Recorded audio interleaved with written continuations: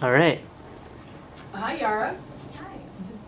So I'm going to be showing you the fluid body model today, and what we call it actually is fluid body mechanics. And it's a way that you can learn to stand in your body in such a way that it's fluid at all times and will have less pressure on your bones and joints, have you feel more comfortable and be more flexible overall in your life. Does that sound like something you like? Oh, that'd be great. Okay, good. Okay, and then later I can show you how to do it sitting as well. All right, so the fluid body mechanics is done like this. First of all, there's a very simple principle. And the first principle is that the floor holds you up and not your feet. Now when you notice yourself right now, what's holding you up? My legs. Primarily, which leg? My right leg. Yeah, primarily you are standing on her right leg. This is a very typical posture when people kind of take an attitude or when they're just kind of resting back and they end up standing on one leg more than the other, and that causes a whole distortion in the whole body energy and the body mechanics of the body. Joints get compressed and people wonder later why they have a toothache or why they have a headache. You see how that can make a difference? Mm-hmm. Okay, so what I'm going to ask you to do is first of all just shift your weight onto both feet evenly and put your feet hip width apart. Hip width means probably just let your legs hang down from your hips, pretty much straight underneath your hips. Yeah, nice. And I liked how you looked for it too. You didn't just go to the first place. You actually, kind of toyed with that. Nice, and your knee just popped. Did you hear that? Yeah. Her knee her right leg just let go of the tension it had been holding. So interesting. That's how quickly the body realigns itself when there's asymmetry.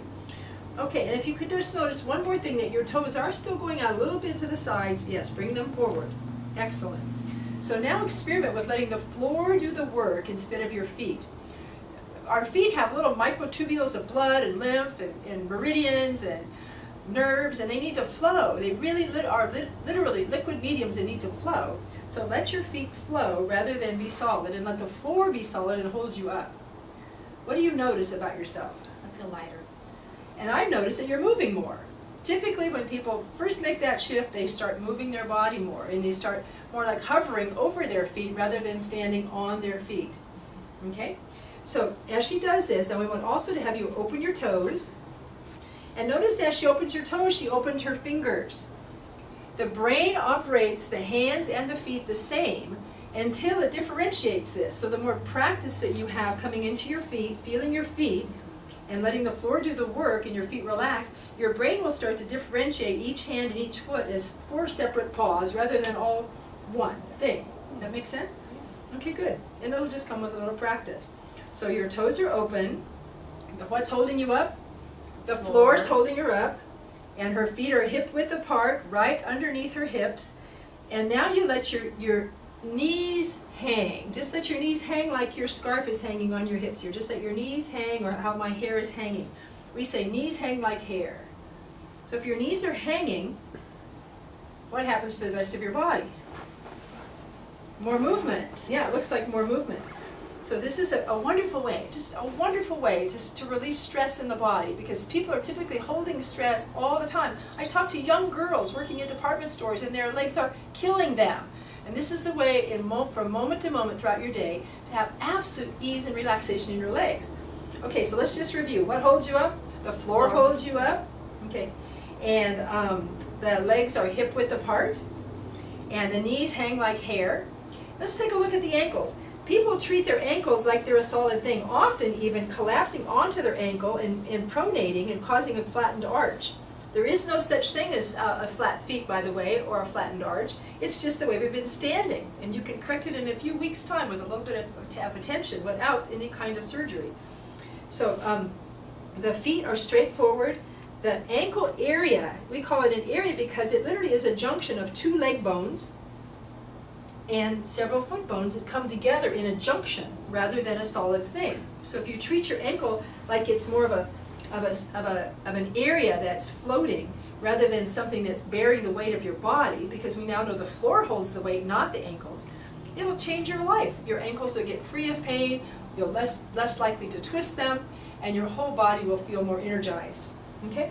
So this fluid body mechanics includes, again, the review that the feet are straight forward, toes spread, the floor is holding you up, your knees are hanging like hair, and your ankle areas are floating.